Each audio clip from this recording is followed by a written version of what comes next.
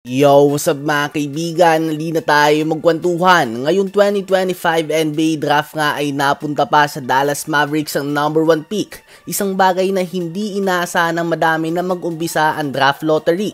At ngayon, ang expectations ay kukunin nila si Cooper Flagg mula sa Duke University. While ang Mavs nga ay hindi na tinatago kung sino ang gusto nilang kunin sa draft. Ayon sa kanilang head coach Jason Kidd ay gusto nila ang bata mula sa Duke pertaining to Cooper Flagg.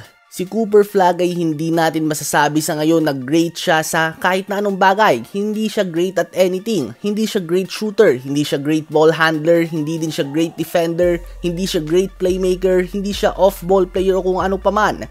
Subalit he is good at everything at may work ethic at potential siya na maging great sa lahat ng bagay na nabanggit natin.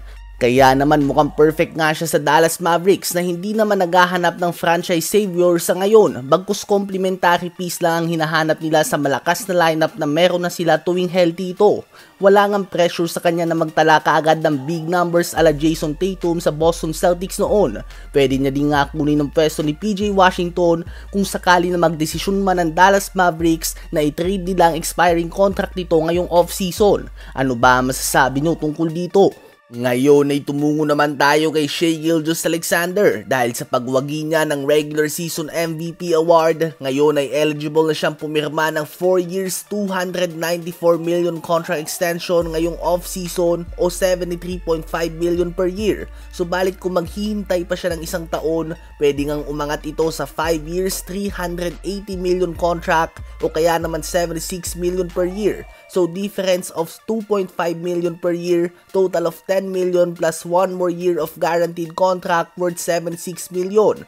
Ganun pa man ay sugal nga ito mga kaibigan kung sakali dahil hindi nga natin alam kung ano ang mangyayari sa future. Kapag hindi pa pumirma ng kontrata si Shai sa off-season at bigla siya nagtamo ng Achilles or torn ACL or worse career-ending injury na sana naman ay hindi mangyari, ay pwedeng bumagsak ang value niya o kaya naman mawala pa ang malaking kontrata na ito.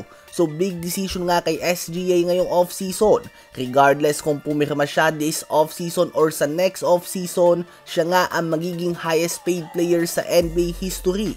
Siya ang unang MVP mula sa University of Kentucky na may mga solid players sa NBA ngayon. Siya ang pangatlong MVP sa franchise ng OKC Thunder at sa ikapitong sunod na taon ay international born o hindi American born ang nag-uwi ng award na ito. Kung kayo ba si SGA, pipirma ba kayo ng kontrata sa off-season na ito o hihintayin nyo ang mas malaking kontrata sa susunod na taon kahit andun ng sugalit sa possible injuries na magpababa ng iyong value? I-comment yan sa baba at aking babasahin yan. Huwag kakalimutan na mag-like, mag-subscribe at i-hit ang notification bell for more updates at kwentuhan. Maraming salamat po.